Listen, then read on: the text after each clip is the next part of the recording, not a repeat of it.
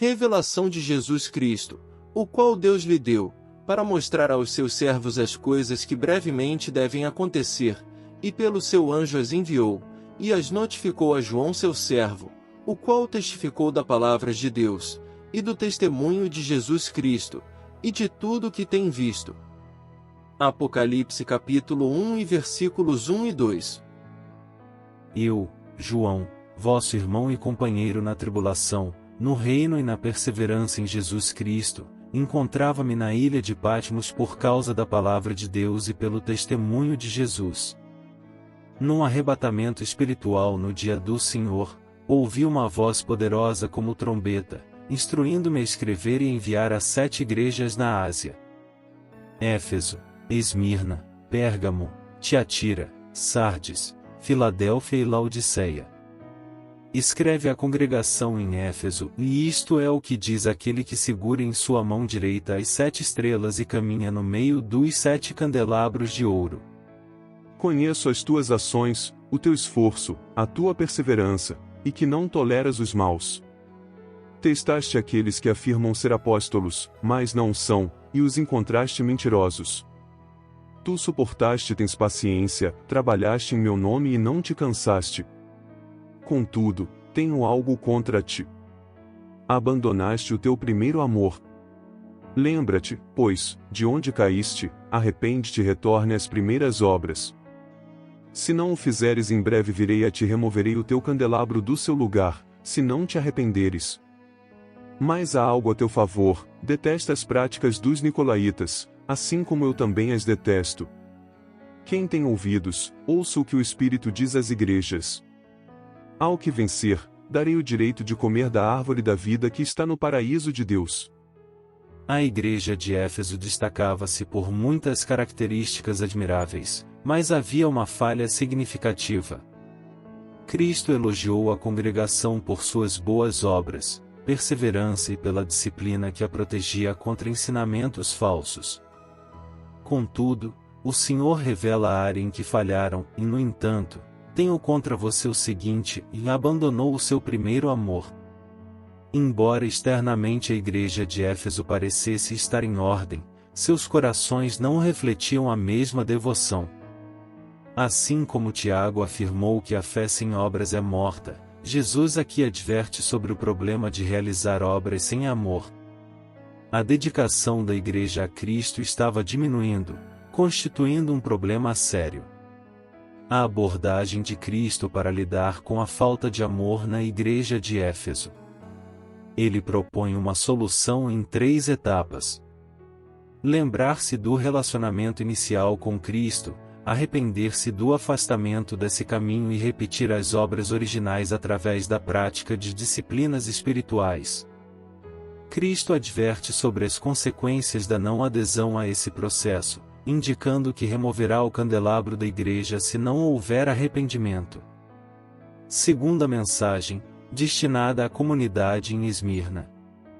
E escreve ao anjo da igreja que está em Esmirna, e isto declara o primeiro e o último, aquele que foi morto e reviveu.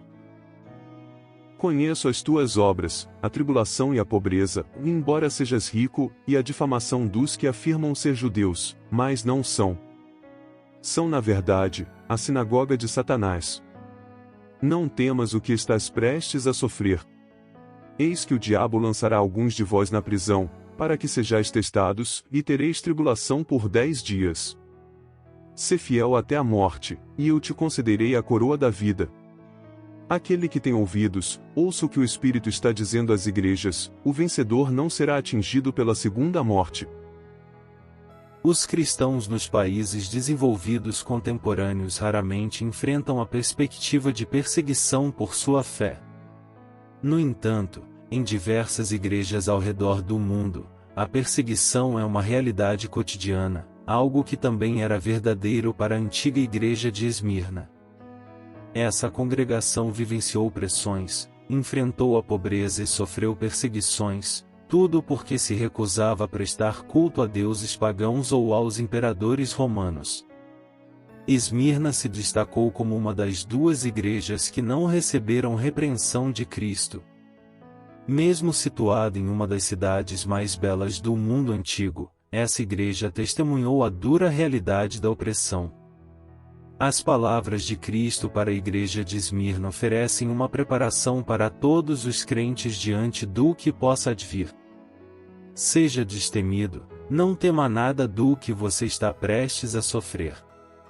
A mensagem ressoa com a certeza de que não há razão para temor, pois Cristo é Senhor sobre todas as circunstâncias da vida. Como afirmou Paulo, nada pode nos separar do amor de Deus em Cristo Jesus. Embora o medo seja uma reação humana natural, nossa vida é conduzida sobrenaturalmente pelo poder de Cristo em nós. A exortação é: seja fiel até a morte, e eu te darei a coroa da vida. Manifesta diante da intensidade da perseguição em Esmirna, a ideia de que, por amor a Cristo, podemos até perder a vida, mas a fidelidade até o fim será recompensada com a coroa da vida. Terceira mensagem, destinada à congregação em Pérgamo. E escreve ao anjo da igreja que está em Pérgamo, e isto declara aquele que empunha a espada afiada de 2 gumes. Conheço as tuas obras e o lugar onde habitas, onde está o trono de Satanás. Tu retens o meu nome e não negaste a minha fé, mesmo nos dias de Antipas, minha fiel testemunha, que foi morto entre vós, onde Satanás tem seu domínio. No entanto, tenho algumas coisas contra ti, pois há entre vós os que seguem a doutrina de Balaão, que ensinou Balaque a colocar tropeços diante dos filhos de Israel, levando-os a participar dos sacrifícios da idolatria e a se entregarem à prostituição. Assim como há os que seguem a doutrina dos nicolaítas, o que eu detesto. Arrepende-te, pois, do contrário, em breve virei a ti e combaterei contra eles com a espada da minha boca. Aquele que tem ouvidos, ouça o que o Espírito está dizendo às igrejas: ao vencedor, concederei comer do maná escondido, dar-lhe-ei uma pedra branca, e sobre a pedra estará escrito um novo nome, conhecido apenas por aquele que o receber. Devido ao seu paganismo e idolatria, Pérgamo foi designada como a cidade de Satanás. A referência de Cristo ao trono de Satanás pode ter sido uma alusão ao altar de Zeus na cidade, renomado por ser um dos altares mais exuberantes do mundo antigo, localizado na Acrópole. Algumas interpretações históricas sugerem que esse altar esteve vinculado ao martírio de Antipas, ocorrido neste centro de atividade pagã. Professar a fé em Jesus Cristo acarretava sérias consequências em Pérgamo. Embora a igreja tenha demonstrado convicção e coragem, a idolatria havia se infiltrado na congregação, amalgamando o evangelho com o paganismo e provocando uma repreensão enfática de Cristo. A advertência era clara: arrependa-se, ou então virei rapidamente a você e lutarei contra os promotores de Balaão e dos nicolaítas com a espada da minha boca.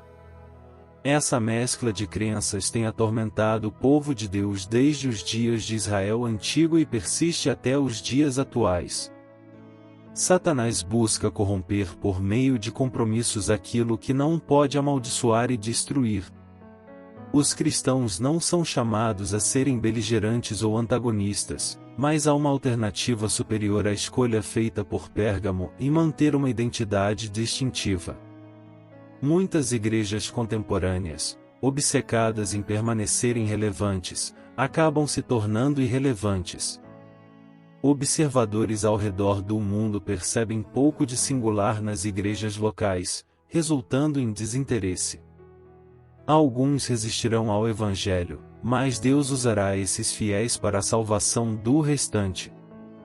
Paulo destaca a importância de se lembrar de Jesus Cristo, o qual sofreu por amor dos escolhidos, buscando a salvação em Cristo Jesus com glória eterna. Ao confrontarmos o pecado, buscamos a reconciliação em vez da condenação, seguindo a verdade em amor. Devemos permanecer vigilantes, sóbrios e alertas, falando a verdade com amor sempre que a corrupção ou o compromisso buscarem um ponto de apoio. Chegará o momento em que Cristo julgará cada alma, e temos a responsabilidade de guiar as pessoas até a cruz até que esse tempo chegue. Paulo chamou isso de ministério da reconciliação. Devemos estar atentos à ilusão da verdadeira doutrina, como aprendemos com Pérgamo. Se isso significa que somos intolerantes aos olhos de alguns, que assim seja. Nossas preferências não podem ser usadas para definir a verdade, que existe independentemente da opinião popular e não se conforma às demandas populares. Se aderirmos à sã doutrina, Cristo nos comandará da mesma forma que fez com Antipas, seu fiel mártir. Quarta mensagem, destinada à congregação em Tiatira. E escreve ao anjo da igreja que está em Tiatira, e isto declara o Filho de Deus, cujos olhos flamejam como fogo ardente, cujos pés se assemelham ao resplandecente bronze polido. Conheço as tuas obras, o teu amor, o teu serviço, a tua fé, a tua paciência e observo que as tuas últimas realizações superam as primeiras. Contudo, tenho algo contra ti. Toleras que Jezabel, uma mulher que se autodenomina profetisa, ensine e seduz os meus servos, levando-os à prostituição e ao consumo dos sacrifícios da idolatria. Concedi-lhe tempo para que se arrependesse da sua prostituição, mas ela não se arrependeu. Agora, lançá-la-ei numa cama de enfermidade, e sobre aqueles que cometem adultério com ela, virá uma grande tribulação, caso não se arrependam das suas práticas. Ferirei de morte os seus filhos, e todas as igrejas reconhecerão que eu sou aquele que sonda as mentes e os corações, recompensando cada um segundo as suas obras. Aos demais, em Tiatira, que não compartilham dessa doutrina e não exploraram, como afirmam, as profundezas de Satanás, imporei apenas essa incumbência. No entanto, o que tendes, retende-o até a minha vinda. Ao vencedor e aquele que perseverar até o fim nas minhas obras, concederei autoridade sobre as nações. Ele as regerá com um cetro de ferro, e serão despedaçadas como vasos de oleiro, assim como também eu recebi de meu Pai. Além disso, proporcionarei a ele a estrela da manhã. Aquele que tem ouvidos, ouça o que o Espírito está comunicando às igrejas. Alguns cristãos e comunidades eclesiásticas sentem a necessidade de adotar uma abordagem totalmente inclusiva no que diz respeito a fronteiras espirituais e morais. De maneira análoga, a igreja ancestral em Tiatira parecia compartilhar dessa perspectiva.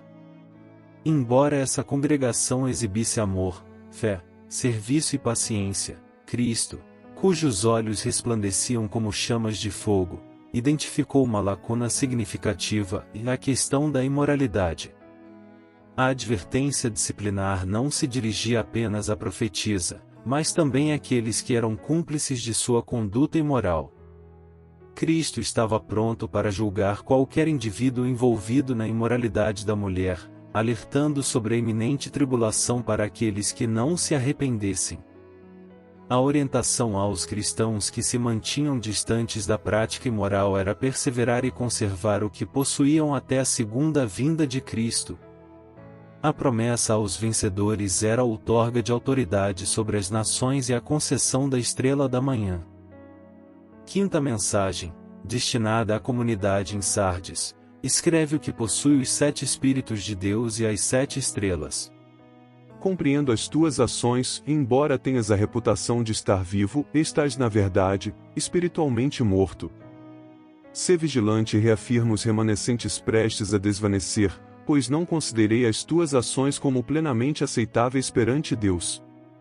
Lembra-te, então, do que tens recebido e ouvido, guarda isso e arrepende-te.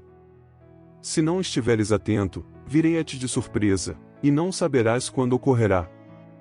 Contudo, em Sardes, há alguns que não macularam suas vestes, e eles caminharão comigo vestidos de branco, pois são merecedores disso. Aquele que superar será vestido com vestes brancas, e de modo algum apagarei o seu nome do livro da vida. Além disso, confessarei o seu nome diante do meu Pai e dos seus anjos. Quem tem ouvidos, ouça o que o Espírito comunica às igrejas. Nesta mensagem para a igreja de Sardes, Cristo destaca a aparente vitalidade exterior da igreja, mas revela que está espiritualmente morta. 5 instruções são fornecidas para a restauração, e a Igreja deve estar sensível ao pecado, submissa ao controle do Espírito Santo, sujeita à autoridade da Palavra de Deus, arrependida do pecado e aberta à esperança através da obediência. A esperança é oferecida mediante o retorno à obediência aos mandamentos divinos, prometendo a experiência da vida eterna. 6ª mensagem para a comunidade de Filadélfia. Ao mensageiro da congregação em Filadélfia, escrevo: eis a palavra daquele que é santo, autêntico, possuidor da chave de Davi, que abre sem que ninguém feche, e fecha sem que ninguém abra. Conheço as tuas ações. Diante de ti coloquei uma porta aberta que ninguém pode fechar. Apesar da tua limitada força, foste fiel à minha palavra e não renegaste o meu nome. Farei com que aqueles que se autodenominam judeus, mas não o são, e sim mentem, venham prostrar-se aos teus pés. Eles saberão que eu te amo. Por tua perseverança em manter a minha palavra, também eu te preservarei da hora da provação que virá sobre todo o mundo, para testar os que habitam na terra. Estou prestes a voltar, guarda o que tens, para que ninguém tome a tua coroa. Aquele que vencer, farei dele uma coluna no templo do meu Deus, e ele nunca mais sairá. Escreverei sobre ele o nome do meu Deus e o nome da sua cidade, a nova Jerusalém que desce do céu e também o meu novo nome. Quem tem ouvidos, ouça o que o Espírito diz às igrejas. Cristo elogia a congregação de Filadélfia por 4 razões notáveis: eles possuíam uma porta aberta, demonstravam uma força limitada, preservavam fielmente a palavra divina e não renegavam o Senhor. Se almejamos receber elogios de Cristo, é imprescindível que atravessemos portas abertas para o ministério, confiemos na sua força e permaneçamos leais a Ele e à sua palavra. Como isso se relaciona conosco nos dias de hoje? Quando Cristo está presente e a Igreja está comprometida com Ele, portas de oportunidade para o ministério se abrirão. Cada comunidade religiosa deve orar fervorosamente para que essas portas sejam identificadas e abertas. Confiamos na liderança eclesiástica para prover a força necessária ao corpo da Igreja. Cristo resume 3 princípios universais que se aplicam a todas as congregações: portas abertas para o ministério, dependência na força de Cristo e a preservação da palavra divina. 7ª mensagem para a comunidade de Laodiceia. Ao mensageiro da igreja em Laodiceia, escrevo: eis a palavra do Amém, a testemunha fiel e verdadeira, o princípio da criação divina. Conheço as tuas obras, e vejo que não és nem fervoroso nem totalmente indiferente. Tomara que tivesses sido fervoroso ou completamente desapaixonado. No entanto, por seres morno e não expressares fervor nem indiferença, estou prestes a te rejeitar completamente. Tu dizes: sou rico, estou enriquecido e não careço de nada, sem perceberes que és desafortunado, miserável, pobre, cego e nu. Recomendo que adquiras de mim ouro refinado pelo fogo, para alcançares verdadeira riqueza, vestes brancas para cobrir a tua nudez e colírio para ungir os teus olhos e enxergares claramente. Eu repreendo e disciplino aqueles a quem amo. Portanto, sê zeloso e arrepende-te. Estou à porta, batendo. Se alguém ouvir a minha voz e abrir a porta, entrarei e cearei com ele, e ele comigo. Ao que vencer, concederei o privilégio de se assentar comigo no meu trono, assim como eu venci e me assentei com meu Pai no seu trono. Quem tem ouvidos, ouça o que o Espírito está dizendo às igrejas. Algumas das mais severas repreensões registradas na Bíblia foram dirigidas à igreja de Laodiceia pelo Senhor. Ele declarou que a igreja o deixou enfermo, estava comprometida, complacente e desprovida de Cristo em todos os aspectos. As palavras proferidas naquela época ressoam como um alerta para a igreja contemporânea, pois também podemos nos encontrar susceptíveis a essas advertências. A prescrição para a pobreza espiritual destaca que, embora os laodicenses fossem prósperos materialmente, estavam espiritualmente empobrecidos. A verdadeira riqueza espiritual, segundo Cristo, só pode ser obtida por meio dele.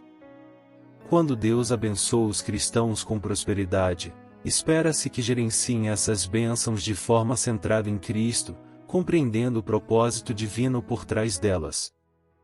A prescrição para a nudez espiritual revela que os laodicenses, apesar de fingirem estar vestidos de justiça, estavam, na verdade, nus e carentes de atos justos. A exortação de Cristo foi para que obtivessem roupas brancas dele, simbolizando uma transformação que cobriria sua vergonha espiritual. Quanto à complacência espiritual, a recomendação é clara: e seja zeloso e arrependa-se. O Senhor Jesus, embora pronuncie palavras duras, destaca que a repreensão e disciplina são expressões do amor que ele tem por seus seguidores. No que diz respeito à falta de Cristo, é ressaltado que Cristo não força sua entrada nas vidas ou igrejas, ele espera por um convite. A imagem de Cristo à porta, batendo, simboliza a disposição de entrar e compartilhar uma comunhão íntima com aqueles que abrem seus corações para ele. O texto destaca a representação profética de Laodiceia como a igreja nos últimos tempos, sugerindo uma análise crítica da presença e do papel de Cristo nas reuniões e práticas da igreja. A advertência é clara: se Cristo está batendo à porta do coração ou da igreja, é imperativo abrir sem hesitação. No contexto do livro de Apocalipse, João é conduzido a vislumbrar o céu após testemunhar as mensagens às igrejas na terra. A visão da porta aberta no céu marca uma transição significativa, focalizando não mais na terra, mas no reino celestial. Essa visão, semelhante à de Ezequiel, simboliza uma revelação mais profunda e celestial, apontando para eventos além das mensagens iniciais às igrejas. No desfecho da visão, João atravessa uma porta aberta no céu, simbolizando a transição para uma revelação celestial. Ele testemunha a grandiosidade do trono de Deus e a adoração incessante dos seres celestiais. Ao contemplar um rolo selado, João se preocupa por não encontrar alguém digno de abri-lo, mas é tranquilizado ao saber que o Cordeiro, Jesus Cristo, é digno.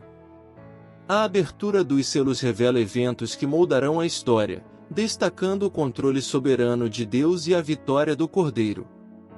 Essa visão celeste oferece esperança aos crentes, reforçando que, apesar das tribulações, Deus está no comando e a redenção divina está em curso.